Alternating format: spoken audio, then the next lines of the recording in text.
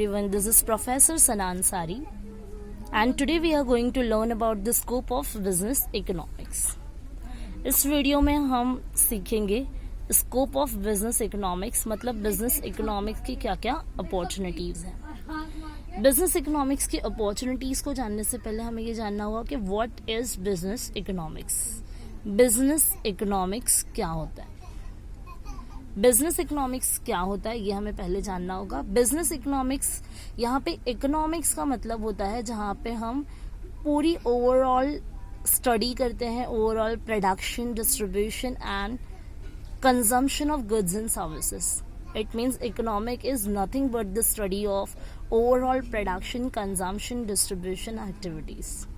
Business means the strategies what we are using for our production purpose, our sales purpose, our distribution purpose। मतलब कि business economics वो होता है जो strategies हम हमारे प्रोडक्ट्स, गुड्स एंड सर्विसेज को बढ़ाने के लिए, सेल्स के लिए जो भी हम यूज करते हैं, ये सारा होता है बिजनेस इकोनॉमिक्स। अब इस वीडियो में हम जानेंगे what is scope of business economics. Business economics को अगर हम लर्न करते हैं, इसके बारे में स्टडी करते हैं, तो इसकी क्या क्या अपॉर्चुनिटीज हैं हम वो इस वीडियो में पढ़ेंगे। पहले मैं आपको बता दूं, FY BCom SAM 1 में ये बहुत ही ज्यादा इंपॉर्टेंट क्वेश्चन है, चैप्टर नंबर 1 का है। चैप्टर नंबर 1 से इस क्वेश्चन के आपके एग्जाम में आने के काफी ज्यादा चांसेस होते हैं। बिजनेस इकोनॉमिक्स के स्कोप की तरफ बढ़ते हैं, ये हमारा क्वेश्चन है। इसमें जैसे कि मैंने आप यहाँ पर एक ऐसा पिक्चराइज किया है, आप भी आपके आंसर पैटर्न में इस तरीके से शो कर सकते हैं जिससे आपका आंसर पेपर थोड़ा लेंदी दिखाई देगा, थोड़ा अट्रैक्टिव हो जाएगा। स्कोप ऑफ बिजनेस इकोनॉमिक्स में सबसे पहला पॉइंट जो हमें जानना है वो है market demand and supply. Business economics के through we can easily determine the price of the product via market demand and supply. मतलब बिजनेस इकोनॉमिक्स की ये एक अपॉर्चुनिटी होती है जिसमें हम मार्केट के डिमांड एंड सप्लाई को समझ सकते हैं।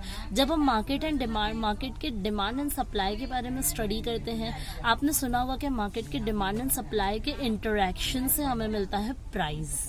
मतलब हम मार्केट में किसी भी प्रोडक्ट के प्राइस को कैसे डिसाइड करते हैं, तो उस प्रोडक्ट का डिमांड कितना हो रहा है, उस प्रोडक्ट का प्रोड्यूसर के थ्रू सप्लाई कितना हो रहा है, इन दोनों को हम जज करने के बाद डिसाइड करते हैं, सेट करते हैं हमारा प्राइस। तो बिजनेस इकोनॉमिक्स के लिए सबसे बेस्ट अपॉर्चुनिटी है कि हम इजीली हमारे डिमांड एंड सप्लाई को जज कर सकते हैं और हमारी प्राइस को सेट कर सकते हैं। सेकेंड पॉइंट होता है आपके बिजनेस इकोनॉमिक्स का प्रोडक्शन एनालिसिस। प्रोडक्शन, अगर मैं किसी भी बिजनेस एक्टिविटी की बात करूं तो सबसे ज्यादा इंपॉर्टेंट एक्टिविटी होती है प्रोडक्शन, कि आपको गुड्स को प्रोड्यूस करना।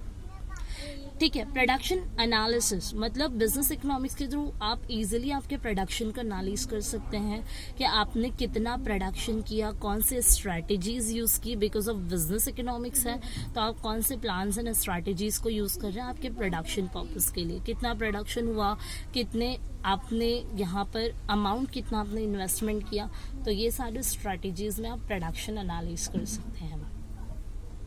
थर्ड पॉइंट अगर आप यहाँ देखेंगे तो आता है cost and profit analysis. Due to business economics we can easily analyse our business cost and business revenue and profit.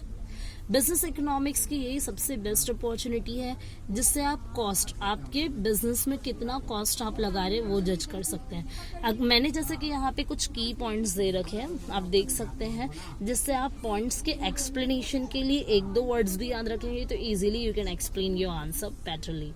तो cost should be less than your profit and your profit should be always greater than your cost। मतलब कि cost and profit analysis करने में आपको एक चीज को बहुत ज्यादा ध्यान देना होता है कि आपके बिजनेस का कॉस्ट कम होना चाहिए। मतलब कि कम से कम कॉस्ट पर यूनिट हो, ज्यादा से ज्यादा नंबर्स ऑफ गुड्स प्रोड्यूस होंगे तो you will get the better returns. It means you can earn maximum profit. तो बिजनेस इकोनॉमिक्स के through we are getting this opportunity. Fourth one is market structure. Business economics के through आप आपके market के structure को easily determine कर सकते हैं।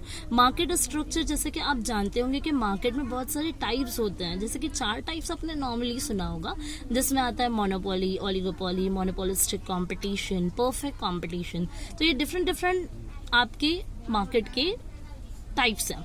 इन चारों मार्केट टाइप्स में आपको अलग अलग तरीके की सिचुएशन को फेस करना होगा। तो ये बिजनेस इकोनॉमिक्स के थ्रू आप इजीली मार्केट के स्ट्रक्चर को एग्जामिन कर सकते हैं, जिससे आप इजीली कॉम्पीट कर सकते हैं आपके कॉम्पिटिटर्स से।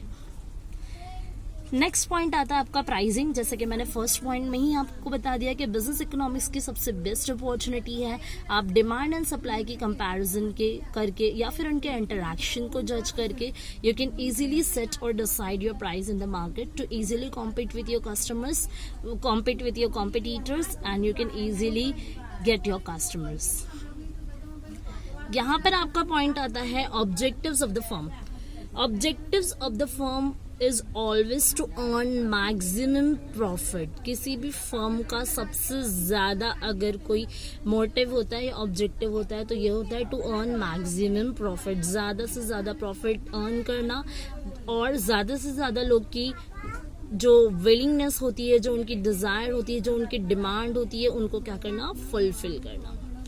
And the second last one is forecasting. Forecasting क्या होता है? फोरकास्ट करना। फोरकास्ट करना मतलब एस्टिमेशन लगाना या फिर फ्यूचर डिमांड के बारे में, फ्यूचर प्रोस्पेक्टस के अकॉर्डिंग सोचना।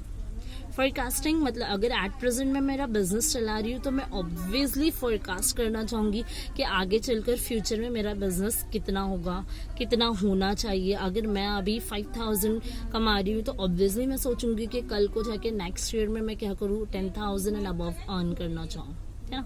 तो ये फोरकास्टिंग बिजनेस इकोनॉमिक्स के थ्रू आप आपके बिजनेस के लिए इजीली कर सकते हैं। अब यहाँ पर आपका लास्ट जो पॉइंट आता है वो आता है प्रोजेक्ट प्लानिंग।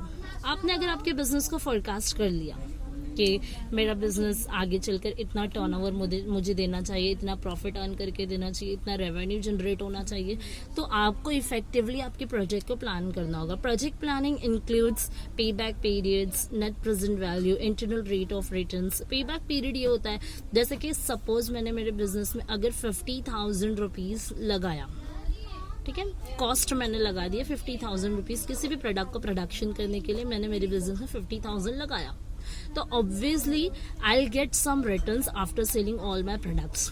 ओके, जितना भी मैंने बेचा है उसके अकॉर्डिंग मुझे कुछ ना कुछ तो मिलेगा। लेकिन अगर 50,000 का मैंने प्रोडक्शन किया है, सेल अगर 50,000 का ही करूंगी तो यहाँ पे मुझे क्या आएगा, नॉर्मल प्रॉफिट, नॉर्मल लॉस, मैं कुछ भी नहीं कह सकती। बट मैं हमेशा चाहूंगी कि मैं एक्सेस प्रॉफिट अर्न करूं, मतलब 50,000 का एटलीस्ट मैं यहाँ पे 1 लाख 1.5 लाख अर्न करना चाहूंगी, ठीक है। तो पे बैक पीरियड ये होता है कि कौन से ईयर में मैं मेरा जो मैंने इन्वेस्टमेंट किया है ना वो कवर हो जाए। जैसे कि अगर 50,000 मैंने लगाया तो पहले साल में मुझे 30,000 रुपए फायदा हुआ, दूसरे साल में मुझे 60 हो गया, मतलब दूसरे साल में मुझे 60 का फायदा हुआ ना, वो हो गया मेरा पे बैक पीरियड।